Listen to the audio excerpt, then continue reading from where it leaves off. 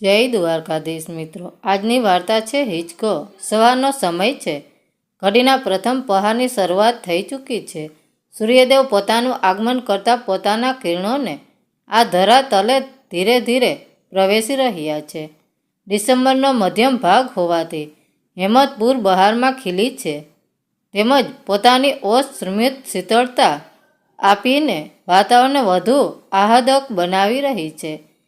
જ્યાં આ શાંત વાતાવરણમાં પણ પક્ષીઓ કલસોર કરીને ઉડાઉડ કરતા જાણે પોતાની હયાતીની સાક્ષી પૂરી રહ્યા છે, ત્યાં જ અચાનક મંદિરમાં થયેલ ઘટાડવાથી પોતાની ઊંઘમાં ખલેલ પડી હોય તેમ ગરિમા ઊંઘમાં જ આટલી સવારમાં કોણ ઘંટ વગાડે છે કહીને બબડતી પોતાની પથારીમાં બગાસા ખાતી અને આળસ મરડતી બેસી જાય છે અને ધીમે ધીમે આંખ ઝબકાવતા પોતાના રૂમની બાલ્કનીમાંથી બહાર જોતા ધુમ્મસ દેખીને અને પલંગની બાજુમાં પડેલ ટેબલ ક્લોકને જોઈને હજુ તો 6:30 જ વાગ્યા છે બોલતી પોતાના કાન પર રજાઈ મૂકીને સૂઈ જાય છે. ગરીશ અને રિદ્ધિમાં પરેખની ગર્વ લઈ શકાય તેવી એક લોતી સંતાન, જેણે 1 વર્ષ પહેલાં જ MBS કમ્પ્લીટ કરીને પોતાના પપ્પાની બેંકમાં મેનેજર તરીકેની કોઈ પણ જાતની ઓળખાણ વાપર્યા વગર પોતાની હોશિયારીના દમ પર જ હાલ અમદાવાદની જાણીતી કંપનીમાં માર્કેટિંગ એક્ઝિક્યુટિવ તરીકેની જોબ કરી રહી છે. પછી થોડાક સમય બાદ અચાનક જ ગરિમા, ઉઠી જજે બેટા, 8:15 વાગી ગયા છે, નહીં તો ઓફિસ જવામાં મોડું થઈ જશે. ગરિમા સાંભળે છે ને ગરિમા નામના રસોડામાંથી આવતા મમ્મીના શબ્દો ગરિમાના કાને અથડાતા તે સફાળી જાગીને ઘડિયાળમાં જોઈએ છે. ઓહ, 8:30 વાગી ગયા, આજે પાછું મોડું થઈ જશે. બોલત ગરિમા ઝડપથી વોશરૂમમાં જાય છે. તૈયાર થઈને ગરિમા પોતાની ઓફિસની બેગ લઈને બહાર આવીને પોતાના મમ્મી પપ્પાને ગુડ મોર્નિંગ કહીને ઝડપથી ચા નાસ્તો કરીને રસોડામાં ગયેલા પોતાના મમ્મીને બૂમ પાડતા કહે છે કે મમ્મી, જલ્દી મને ટિફિન આપો.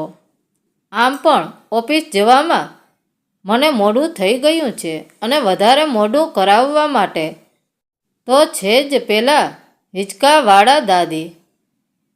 ગરિમાના પપ્પા તેને તરત જ તેમ ન બોલવા જણાવે છે અને તેના મમ્મી પણ તેને ટિફિન આપતા હળવેકથી ઠપકારતા કહે છે કે એમને નહીં કોસ, તારે વહેલા ઉઠીને તૈયાર થવું હતું ને. ત્યારે ગરિમા ટિફિન બેગમાં મૂકતા ઠીક છે બાઈ કહીને ઝડપથી સીડીઓ ઉતરવા માંડે છે. પછી ગરિમાના મમ્મી પપ્પા એકબીજાની સામે જોઈ છે, કેમ કે તેમને પણ ખબર છે કે કંઈક ને કંઈક ગરિમા જ સાચી પણ છે, પરંતુ તેઓ કંઈ કરી શકે તેમ નથી. જ્યાં બીજી તરફ ગરિમા જેવી હેલ્મેટ પહેરીને સ્કૂટી સ્ટાર્ટ કરવા જાય છે કે ત્યાં જ તેના કાને શબ્દો અથડાયા છે, કઠે જાવો. અને ગરિમા અકળાતી ચીડાતી પાછું ફરીને જોયું છે તો એક 80-85 વર્ષના આંખ પર કાળી ફેમના ડાબલા જેવા ચશ્મા પહેરેલા, થોડાક પાતળા પણ મજબૂત બાંધાના કરચલીવાળા હાથોથી ઈંઢોણી બતાવતા અને મારવાડી પ્રવેશમાં સજ હિંચકા પર બેઠેલ એક હસમુખ વૃદ્ધા તેને પૂછી રહ્યા છે. ગરિમા હેલ્મેટ કાઢીને પોતાની અકળામણ મોઢા પર ન કળાવા દેતા થોડુંક હસતું મોઢું રાખવાની કોશિશ કરતી. દાદી, ઓફિસ કહીને ઝડપથી હેલ્મેટ પહેરીને દાદી આગળ કંઈ પણ બોલે તે પહેલાં જ સ્કૂટી સ્ટાર્ટ કરીને ત્યાંથી રવાના થઈ જાય છે. ઓફિસ પહોંચીને પોતાની સ્કૂટી પાર્ક કરે ને મોડું થઈ ગયું હોવાથી ઝડપથી સીડીઓ ચડતી ગરિમા જેવી ઓફિસમાં પગ મૂકે છે કે ત્યાં જ તેના બોસ જાણે કે તેનું સ્વાગત કરવા માટે જ ઊભા હોય તેમ ગુસ્સામાં ઊભેલા જોવા મળે છે. જેવી ગરિમા પોતાના બોસને ગુડ મોર્નિંગ કહેવા જાય છે કે તરત જ તેના બોસ તેને ઈશારાથી ઘડિયાળ બતાવતા પૂછે છે કે કેટલા વાગ્યા. જેવો ગરિમા કાંઈ જવાબ આપે તે પહેલાં જ તેના બોસ તેને આખા સ્ટાફની વચ્ચે ખખડાવે છે અને તેને જણાવે છે કે તેની મોડી આવવાની આદતના કારણે તેની બુદ્ધિ શક્તિ અને કાર્યક્ષમતામાં બંનેમાં ઘટાડો થઈ રહ્યો છે. તેમજ તે પોતાની કંપનીની સર્વિસીસને અન્ય કંપનીઓ સામે વ્યવસ્થિત પ્રેઝન્ટ ન કરી શકવાના કારણે કંપની પર પણ અસર થઈ રહી છે અને તેને જોઈને બીજા સ્ટાફ મેમ્બરો પણ પોતપોતાની મનમાની કરી રહ્યા છે, જેથી કંપની પણ ધીરે ધીરે પોતાના ગ્રાહકો ગુમાવી રહી છે. માટે બોસ તેને છેલ્લો ચાન્સ આપતા જણાવે છે કે સૌપ્રથમ તો તે તેની મોડા આવવાની આદત સુધારે, ત્યારબાદ પોતાના કામ પર ફોકસ કરે અને જો તે તેની કોઈ પણ આદત સુધારવા ન માગતી હોય તો બહેતર છે કે તે બીજા દિવસથી ઓફિસે જ ના આવે. બોસ પાસેથી ઠપકાર મેળવીને ગરિમા ત્યાં તો કશું જ નથી બોલી શકતી અને પોતાના સ્ટાફ મેમ્બરની સામે રડી પણ નથી શકતી. બસ પોતાના આંસુ ગળીને અને પોતાના ગ્લુકોઝની હૈયાધારણા મેળવીને આખો દિવસ તણાવગ્રસ્ત સ્થિતિમાં જ માંડ કાઢે છે. ઓફિસનો સમય પસાર કરીને વ્યગ્ર સ્થિતિમાં જ ગરિમા ઘરે આવવા નીકળે છે અને ઘરે આવીને જેવી સ્કૂટી પાર્ક કરે છે કે તરત જ હિંચકાવાળા દાદી આ ગઈ કહીને પૂછે છે. ગરિમા હેલ્મેટ ઉતારતી દાદીની પાસે જાય છે અને પોતાના ગુસ્સા અને સમયનો બાંધ તોડતા ચીડાઈને દાદીને કહે છે કે હા આવી ગઈ અને હવે અહીંયા જ રહેવાનું છું, ખુશ, અને તેમના લીધે જ આજે તેની નોકરી ખતરામાં છે તેવું કડક શબ્દમાં જણાવીને પણ પછાડતી દાદર પર ચડતી તણાવગ્રસ્ત સ્થિતિમાં જ ઘરે આવે છે. પોતાની દીકરીના પગરવા સાંભળીને તેની મન સ્થિતિ વાફેક ગરિમાના મમ્મી તેના માટે રસોડામાંથી પાણીનો ગ્લાસ લઈને આવે છે અને જેવી તે પાણી પીને થોડીક સ્થિર થાય છે તેવા તરત જ તેના મમ્મી તેને શાંતિથી પૂછે છે કે શું વાત છે, કેમ આટલી બધી ચિંતિત છે. ત્યારે શરૂઆતમાં તો તે કશું જ નથી બોલી શકતી, પરંતુ ત્યારબાદ રડમસ અવાજે જ ઓફિસમાં જે કંઈ પણ થયું તેનાથી પોતાના મમ્મીને માહિતીગાર કરે છે, જ્યાં થોડોક સમય તો વાતાવરણમાં ગમગીન છવાઈ જાય છે. પછી તુરંત જ ગરિમાના મમ્મી વાતાવરણમાં હળવાશ લાવવા પોતાનું મૌન તોડતા ગરિમાને ચિંતા ન કરવા જણાવે છે અને પોતાની દીકરીનો મૂડ ઠીક કરવા તેની માટે ગરમા ગરમ ચા લઈને આવે છે. ગરિમા ચાની ચૂસકી લેતા પછી દાદીને યાદ કરતા બોલે છે કે આ બધું પહેલાં હિંચકાવાળા દાદીના લીધે જ થયું છે અને તરત જ ગરિમાને અટકાવતા તેના મમ્મી આ બાબતમાં દાદીને વચ્ચે ના લાવવા જણાવે છે, જેનાથી ભડકેલી ગરિમા તેના મમ્મી પર ચીડાતા તેમને જણાવે છે કે કેમ ન લાવે દાદીને વચ્ચે, આજે તેમના લીધે જ તો તેની નોકરી ખતરામાં છે અને શું તે રિઝિગ્નેશનની રાહ જોઈ જે તેને બહુ જલ્દી જ મળવાનું પણ છે. પછી આગળ કોઈ વાત ન ધરાવતા તે પોતાના રૂમમાં જાય છે અને ત્યાંથી બાલ્કનીમાં ઊભી રહીને આસપાસના વાતાવરણને અને લોકોને જોઈને પોતાના મનને શાંત કરવાનો પ્રયત્ન કરે છે, પરંતુ તેની નજર એકાએક જ હિંચકામાં બેસેલા દાદી પર મંડાઈ જાય છે અને ચીડાતી તે બાલ્કનીમાંથી તરત આવીને પલંગ પર આંખ મીચીને આડી પડી જાય છે, જ્યાં ગરિમા મગજમાં આજે ઓફિસમાં જે કંઈ પણ થયું તે અને તેના બોસના કહેલા શબ્દો જ ઘુમરાયા કરે છે. આવી ચવરમાળનો અંત ત્યારે આવે છે જ્યારે તેના પપ્પા તેના માથા પર હાથ ફેરવતા ફેરવતા ગરિમા ગરિમા કહીને તેને જમવા માટે બોલાવવા આવે છે. ગરિમા આંખ ખોલે છે અને બાજુમાં તેને વહાલ વરસાવતા પપ્પાને જોઈ છે, તેમજ દરવાજા પર તેના મમ્મી કે જે પોતાની દીકરીના સ્વભાવને પહેલેથી જ જાણતા હોવાથી પોતાના દીકરીના પહેલા જોમ જુસ્સા અને ઉત્સાહને યાદ કરતા અત્યારે પોતાની દીકરીને આવી સ્થિતિમાં જોઈને ઉદાસ ઊભેલા જોવા મળે છે. તે ઊભી થઈ જાય છે અને હાથ મોઢું ધોઈને જમવાના ટેબલ પર આવીને બેસે છે. પરંતુ થોડુંક જ ખાઈને તેને ઊંઘ આવે છે એમ કહીને થોડુંક પાણી પીને તે ઊભી થઈ જાય છે, જ્યાં તેના મમ્મી પપ્પા પણ તેને વધારે કંઈ પૂછ્યા કે સમજાવ્યા વગર પોતાના રૂમમાં જવા દે છે. ગરિમા રૂમમાં આવે છે અને પાછી પલંગ પર આડી પડીને વિચારોના વળમાળમાં અટવાઈ જાય છે. તેને પોતાના વહાલ સોયા મમ્મી પપ્પાને જોઈને પોતાની જાત પર જ ગુસ્સો આવે છે. તેને નથી સમજાતું કે શું કરી રહી છે તે આ બધું, અને તેનો ગુસ્સો અચાનક ફટાતા ફરી પાછો પેલા હિંચકાવાળા દાદી પર આવીને સ્થિર થઈ જાય છે. તે વિચારે છે કે જ્યારે પહેલાં તે તેમની જિંદગીમાં નહીં હતા ત્યારે તેઓ કેટલા સુખી હતા અને પોતાનું ભૂતકાળને વગોળતા ગરિમા યાદ કરે છે કે પહેલાં તે કેવી હતી, પહેલેથી જ ભણવામાં હોશિયાર ગરિમા કેવી રીતે દરેક ધોરણમાં પહેલો નંબર લાવીને પોતાના મમ્મી પપ્પા, ટીચર તેમજ અન્ય વડીલોની માનીતી હતી અને એટલી જ વિદ્યાર્થી વર્ગમાં પણ લોકપ્રિય હતી.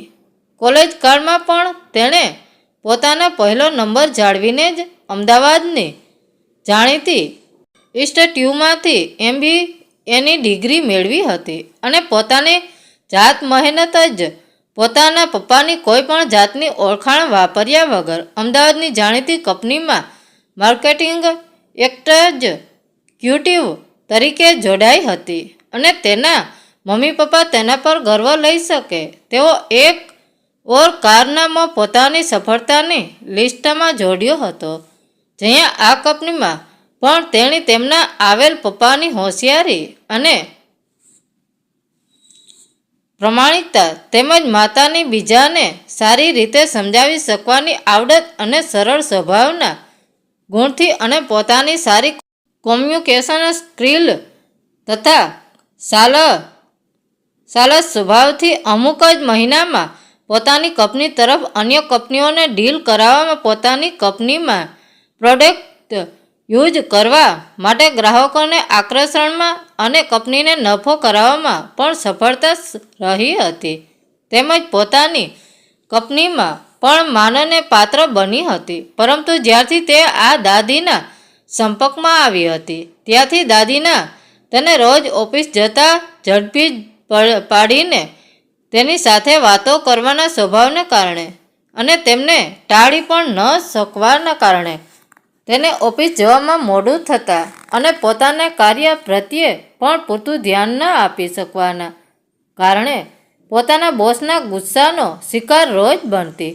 આ રોજના ઠપકાઓથી ત્રાસ તે પોતાના કામ પર પણ ધ્યાન નહોતી આપી શકતી અને તેણી પોતાનો મૂળ સ્વભાવ છોડીને હવે ચીડચીડી બની ગઈ હતી. પછી પાછી વર્તમાનમાં આવીને તે વિચારે છે કે કેવી થઈ ગઈ છે તે આવા પ્રશ્નો ખુદને જ પૂછતી અને તેની પરિસ્થિતિઓ માટે દાદીને જવાબદાર ઠેરાવતી અને કોસતી તે સૂઈ જાય છે. સવારે ઉઠીને તૈયાર થઈને આવીને રોજિંદા ક્રમ મુજબ જ ગરિમા મમ્મી પપ્પાને ગુડ મોર્નિંગ કહીને ચા નાસ્તો કરીને ટિફિન લઈને બાય ઘરથી ઝડપથી ઘરની સીડીઓ ઉતરવા માંડે છે અને જેવી હેલ્મેટ પહેરીને સ્કૂટી સ્ટાર્ટ કરવા જાય છે કે ત્યાં જ કોઈ શબ્દો કાને ન અથડાતા આશ્રયથી પાછળ ફરીને જોઈ છે તો હિંચકો ખાલી જોઈને દાદી કયા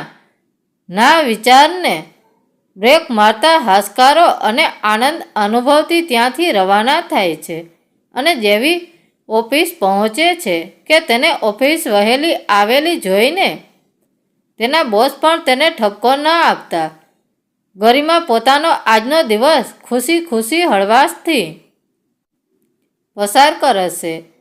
ખુશ થતી જ ગરિમા પોતાના ઘરે આવીને સ્કૂટી પાર્ક કરીને ઘરે જવા માટે જેવા પગ માંડે છે કે ત્યાં જ તેની નજર ફરીથી સામેના ઘર પર દાદી વગરના ખાલી હિંચકા પર પડે છે અને દાદી વગરનો હજુ પણ ખાલી હિંચકો જોઈને આશ્ચર્યથી જ પોતાના ઘરના દાદરા ચડવા માંડે છે.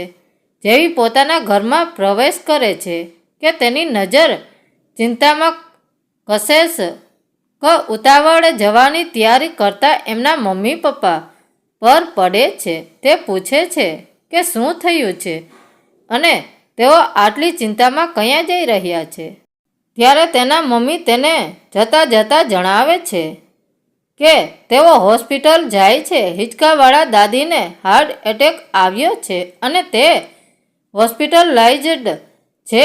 ગરિમા આગળ કંઈ પણ પ્રશ્ન પૂછે તે પહેલાં જ તેના મમ્મી પપ્પા તેને ફોન પર કોન્ટેક્ટમાં રહેશે કહીને ત્યાંથી રવાના થાય છે. ગરિમા દરવાજો બંધ કરીને વિચારોના ચક્રાવે ચડી જાય છે અને ચાલતા અચાનક સોફા પર ધબ દઈને બેસી જાય છે. દાદી વિશે સાંભળીને તેને દુઃખ થાય છે અને પોતે દાદી સાથે કરેલા ખરાબ વર્તનને યાદ કરતા પછતાય છે. પછી વિચારે છે કે ક્યાંક મારા ગમે તેમ બોલવાથી જ તો તેમને એટેક નહીં આવ્યો હોય ને, અને તેની આંખોમાંથી આંસુ નીકળી જાય છે. થોડાક સમય પછી પોતાના આંસુ લૂછીને ટેબલ પરથી પાણી લઈને પીએ છે ત્યાં જ તેના મમ્મીનો ફોન આવે છે અને તે ગરિમાને દાદીની ખબર આપતા જણાવે છે કે દાદીને હવે સારું છે અને હાલ બેહોશ છે. સમયસર દાખલ કર્યા એટલે બચી ગયા. બીજી વાત ઘરે આવીને જણાવશે એમ કહીને ફોન મૂકી દે છે. મમ્મીની આ વાત સાંભળીને ગરિમાને થોડુંક હાશકારો થાય છે અને થોડીક સ્વસ્થતા મેળવીને તે પોતાના રૂમમાં જઈને બાલ્કનીમાંથી દાદી વગરના હિંચકાને જોયા કરે છે અને ભૂતકાળની યાદોમાં ખોવાઈ જાય છે. તેને યાદ આવે છે કે કેવી રીતે 6 મહિના પહેલાં તે તેના મમ્મી પપ્પા સાથે આ સોસાયટીમાં ઘર જોવા માટે આવી હતી. ત્યારે પહેલીવાર તેણે આ હિંચકાવાળા દાદીને આરામમાંથી પોતાના હિંચકા પર નીંદર કાઢતા જોયા હતા. ત્યારબાદ આ સોસાયટીમાં તેમના ઘરની સામે જ સેકન્ડ ફ્લોર પર તેમણે ઘર લેવાનું થયું. ત્યારે શરૂમાં તો તે તેમની સાથે એટલી બધી વાત નહોતી કરતી, પરંતુ તેમના હસમુખ અને મિલનસાર સ્વભાવને કારણે તેમજ તેના મમ્મી પપ્પાના તેમના પ્રત્યેના ઝુકાવ અને આદરને કારણે તેને પણ તેમને જાણવાનો મોકો મળ્યો હતો. તેમનો બહોળો મારવાડી પરિવાર, જેમાં પોતાના છોકરાઓ, વહુઓ, તેમના પૌત્રો પૌત્રી અને તેમના પપૌત્રીઓ મળીને કુલ 20-25 જણાનો સમાવેશ થતો હતો. પોતાના ઘરની સામેનો આખો બ્લોક તેમનો હતો. આ ઉપરાંત તેમની અહીં જ અમદાવાદમાં કાપડની 6 દુકાનો તેમજ ગામમાં પણ પુસ્તકની મકાન, ખેતી અને જમીન હતા. ટૂંકમાં પૈસે ટકે પણ સુખી સંપન્ન પરિવાર કહી શકાય. અને તેમનું રૂટીન જોઈએ તો સવારે ઉઠીને વહુ દીકરી અને નોકર ચાકર હોવા છતાં પણ આખા ઘરનો કચરો વાળવો, ત્યારબાદ નાહી કરીને ભગવાનના પૂજાપાઠ પતાવીને ઘરની નજીકમાં જ આવેલા મંદિરે જવાનું અને બધાને બોલાવતા ઘરે પરત આવીને પોતાના પ્રિય હિંચકા પર સમય પસાર કરવો અને જો ફાજલ સમય મળે તો ઈંઢોણી બનાવવી. તેમને હિંચકા પ્રત્યેનું એટલું બધું હતું કે તે ખાલી ખાવા પીવા માટે જ ઘરે જતા, બાકીનો સમય હિંચકા પર જ પસાર કરતા. જોકે આખી સોસાયટીમાં તેમના હસમુખ અને મિલનસાર સ્વભાવના કારણે જ બધા તેમને અને તે બધાને ઓળખતા. કોઈ બહારનું વ્યક્તિ પણ જો સોસાયટીમાં આવે તો તેમને મળ્યા વગર ન જાય તેવો એમનો સ્વભાવ હતો. નાના મોટા સૌ કોઈનો તેમના હિંચકાની આસપાસ મેળાવડો જોવા મળતો, કારણ કે તે ક્યારેય લોકોના ટેબલ સ્ટર તરીકે પણ કાર્ય કરતા અને વાતોનો તો તેમની પાસે હંમેશા જ ખજાનો રહેતો. આમ સૌ કોઈના ચહિતા હોવાથી બધા તેમને હિંચકાવાળા દાદી તરીકે જ બોલાવતા. પણ જ્યાં શરૂઆતમાં તેને પોતાને પણ આ દાદી મિલનસાર સ્વભાવ અને કામ કરવાનું જોમ જોઈને ઉર્જાથી ભરપૂર પ્રેરણાનો સ્ત્રોત લાગ્યા હતા અને ઘણીવાર તેને પણ તેમની પરિસ્થિતિઓને ટેકલ કરવાની સૂઝબૂઝપૂર્વકની વાતોથી પોતાની સામે આવતી પરિસ્થિતિઓમાં કેવી રીતે રસ્તો કાઢવો તેના આઈડિયા જ મળતા હોવાથી પોતાને પણ દાદી ટ્યુબલ સ્ટોર લાગતા હતા અને પોતે પણ તેમને પોતાની અને પોતાની ઓફિસની વાતો કરતી હોવાથી તેનું અને દાદીનું ટ્યુનિંગ પણ સારું થઈ ગયું હતું. પરંતુ જેમ જેમ દિવસો પસાર થવા લાગ્યા તેમ તેમ દાદીની તેની અને તેના ઓફિસની વાતો જાણવાની તાલાવેલી વધવા લાગી હતી. માટે કશેક પણ કામ માટે બહાર જવાનું થતું ત્યારે તેમની કઠે જાઓ કહીને પાછળથી ટોકવાની અને આવે ત્યારે આ ગઈ કહીને શું કામ કરીને આવી તે જાણવાની તાલાવેલી જોતા હવે દાદી તેને પંચાત અને જબરા લાગવા માંડ્યા હતા. અને પછી હદ તો ત્યારે થઈ કે જ્યારે ઓફિસ જવાના સમયે જ દાદી તેને બોલાવીને વાતોમાં આરામથી 15-20 મિનિટ ખેંચી કાઢતા. આમ ઓફિસે જતા પોતાને ઝડપી પાડવાનો દાદીનો નિત્યક્રમ થઈ ગયો હોવાથી અને પોતે પણ કામ બરાબર ન કરી શકવાને કારણે બોસનો ઓફિસમાં રોજ ઠપકો મળતા. તેને દાદી હવે ટ્યુબલ સ્ટર નહીં પણ ટ્રબલ મેકર લાગવા લાગ્યા હતા. અને જ્યાં બીજી બાજુ નાનપણ જે હિંચકો તેને તેના દાદા દાદી સાથેની યાદો માટેનું પસંદીદા સાધન લાગતું હતું તેની જગ્યાએ તે જોઈને તેને હવે ધૂણા થવા લાગી હતી. પછી અચાનક જ તેને ડોરબેલનો અવાજ સંભળાય છે અને પાછી તે વર્તમાનમાં આવી જાય છે અને દરવાજો ખોલે છે. મમ્મી પપ્પાને થાકેલા જોઈને તેમની માટે પાણી લઈ આવે છે અને પૂછે છે કે દાદીને કેમ છે. ત્યારે ગરિમાના પપ્પા તેને જણાવે છે કે હવે સારું છે, કાલે એવું હોય તો તું મળી આવજે, અઠવાડિયા પછી રજા આપવાના છે. અને ગરિમા હમમ કરીને મમ્મી પપ્પાને ગુડ નાઇટ કહીને પાણીનો ગ્લાસ લઈને રસોડામાં જાય છે. ઘડિયાળમાં રાતના 12:30 વાગ્યે પણ તેને ઊંઘ નથી આવતી. તે પાછી બહાર બાલ્કનીમાં જાય છે, હિંચકો જોવે છે, અંદર આવીને તેના મમ્મી પપ્પાને જોવે છે અને બહાર હોલમાં હાર ચડાવેલા પોતાના દાદા દાદીના ફોટાને જોવે છે. થોડીક વાર ચૂપચાપ ત્યાં જ ઊભી રહે છે અને પછી પાછી પોતાના રૂમમાં આવી જાય છે. પલંગ પર આડી પડે છે અને જેવી આંખ મીચે છે કે તેને તરત જ તેના દાદા દાદી યાદ આવી જાય છે. તેમની સાથે નાનપણમાં કરેલી મોજ મસ્તી યાદ આવે છે.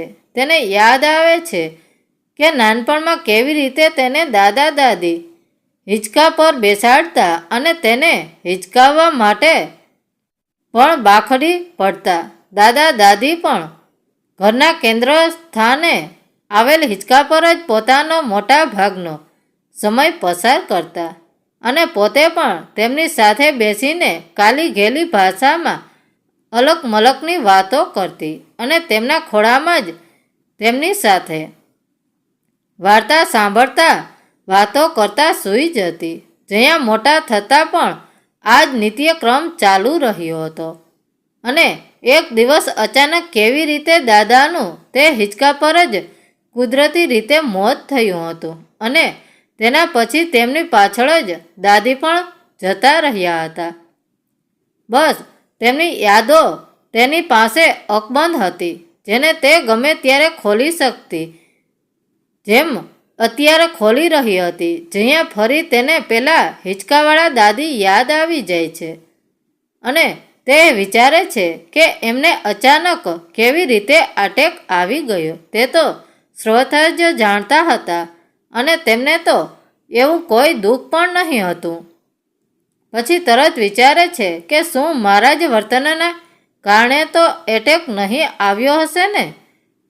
પછી આગળ વિચારે છે કે સવાર પડતા જ તે હોસ્પિટલ જઈને તેમની ખબર અંતર પૂછીને તેમની માફી માગી લેશે અને પછી સૂઈ જાય છે.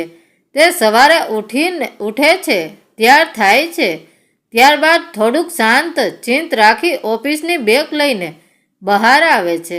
બહાર આવીને ચા પીને ટિફિન લઈને મમ્મી પપ્પાને હોસ્પિટલ લઈને ઓફિસ જશે તેમ જણાવીને બાય કહીને નીકળી પડે છે. જતાં જતાં હિંચકા પર ધ્યાન કેન્દ્રિત કરીને ઊંડો શ્વાસ લઈને હોસ્પિટલ જવા રવાના થાય છે. હોસ્પિટલ જાય છે. રિસેપ્શન કાઉન્ટર પર જઈને પૂછે છે, એક્સક્યુઝ મી, ભગવતી દેવી રાજપૂત? હા, 1 minute, room number 13, second floor. Receptionist જવાબ આપે છે. થેન્ક્સ કહીને ગરિમા ઉપર જાય છે. તેમના રૂમની બહાર તેમના પરિવારના સભ્યો અને સગા સંબંધીઓને જોવે છે. તે રૂમમાં પ્રવેશે છે તો દાદી આડા પડ્યા હોય છે. તેમની 2 વહુઓ તેમનું માથું અને પગ દબાવતી હોય છે. ગરિમાના આવ્યાની આહટ થતાં જ દાદી આંખ ખોલીને તેને જોતાં જ ઉઠી જાય છે અને ખુશ થઈ જાય છે. ગરિમા તેમને કેસે હો દાદી કહીને ખબર અંતર પૂછે છે અને આગલા દિવસે કેટલા ગુસ્સાની માફી પણ માગે છે. દાદી તેને ઓફિસ જવાનું મોડું થઈ જશે કહીને ત્યાંથી હસતા મોઢે વિદાય કરે છે. ગરિમા બહાર નીકળે છે કે તેને કાને દાદીના કોઈ સગા દ્વાર બોલાતા શબ્દો અથડાય છે. આ ડોકરી કને ઘણા રૂપિયા હે, જણ વાસ્તે રોજ આ ડોકરી ઘણા રૂપિયા હે, જણ વાસ્તે રોજ ટંડો વે ઘરમાં. પછી ડોકરી દવાખાને જ જાય. આ તો દૂરથી ડુંગરો રણિયામણો અને ગરિમાને બધું જ સમજાઈ જાય છે. તે ખીન થતી ત્યાંથી ઓફિસ જવા માટે નીકળે છે અને વિચારતી જ ઓફિસે પણ પહોંચે છે. બોસ ગુસ્સામાં જ તેને ઘડિયાળ બતાવતા તાડુકે છે. મેં તને કહ્યું હતું કે તારી આદત સુધાર, પણ તું તો સુધરવાની જગ્યાએ. અને તેના બોસ તેને આગળ કંઈ પણ કહે તે પહેલાં જ તેમને અટકાવતા તે કહે છે કે મને યાદ છે સર કે તમે શું કહ્યું હતું.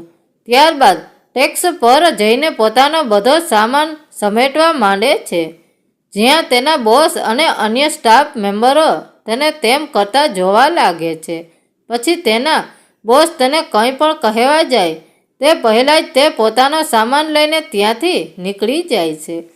સાંજના ગરિમા પોતાની મનગમતી જગ્યા જ્યાં તે પોતાનું મન બહેલાવવા અવારનવાર તેના દાદા દાદી સાથે આવતી હતી, તે ઉદ્યાનના એક બાકડે બેસીને પોતાના વિચાર વમણો અંત આણવા પોતાના મગજને શાંત કરવાનો પ્રયત્ન કરતી હોય છે. પરંતુ દાદી અંગેના વિચારે તેનો પીછો જ નથી છોડતા. તે વિચારે છે કે કેટલો સુખી લાગતો હતો આ પરિવાર, પણ અંદર તો બધું ખોખલું જ નીકળ્યું અને દાદીને જોઈને મને પણ એવો જ ભ્રમ થયો કે તે કેટલા સુખી છે અને મારો એમ જ ટાઈમ વેસ્ટ કરાવે છે. પરંતુ એ તો પોતાના બુઢાપાના ઝુરાપાને ઝૂલવા માટે કોકનો સાથ ઈચ્છતા હતા, જ્યાં હું તેમના ઘરના લોકોના દેખીતા જ તેમને ગિનલેક્ટ કરતા વ્યવહારને જોઈ જ ના શકી. મેં તો જોયા છે એમને રાત્રે એકલા અંધારામાં બેસેલા અને જોયા છે ઉપર પોતપોતાનામાં મશગુલ એમના પરિવારના સભ્યોને અને એ દિવસે જ્યારે મેં તેમની સાથે અભદ્ર વર્તન કર્યું ત્યારે પણ તો તેમનો પક્ષ લેવા કોઈ નીચે નહોતું આવ્યું. બસ તેમના બેસવા માટે અહીં હિંચકો આપી દીધો, પણ પોતાના હૃદયમાં સ્થાન નહીં. પછી દુઃખી થતી અને પછતાતી ગરિમા વિચારે છે કે લોકો એકચ્યુઅલી જ એવા જ થઈ ગયા છે, બહાર કંઈક અંદર કંઈક, અને સંતાનો તો ખાસ બહારના સો-કોલ્ડ સમાજમાં જેવું જ બતાવે છે કે જુઓ અમારા માતા પિતા અમારી સાથે જ રહે છે અને ખુશ છે, જ્યાં માતા પિતા પણ અથવા તો કંઈ નથી બોલતા, ચૂપ રહી જાય છે, અથવા તો પોતાના સંતાનોની હકીકતોનો ઢાક છીપાડો કરતાં હામી ભરી દે છે, જ્યાં અસલિયતની અંદર ખાને બંનેને ખબર જ હોય છે. પછી પરિસ્થિતિ એવી પેદા થાય છે કે સંતાનો માતા પિતાની બધી પ્રોપર્ટી હડપી લઈને તેમને અથવા તો વૃદ્ધા આશ્રમમાં મૂકી આવે છે અથવા સમાજને બતાવવા માટે ઘરમાં જ રાખે છે. બસ ફરક માત્ર એટલો જ છે કે વૃદ્ધા આશ્રમમાં જઈને માતા પિતા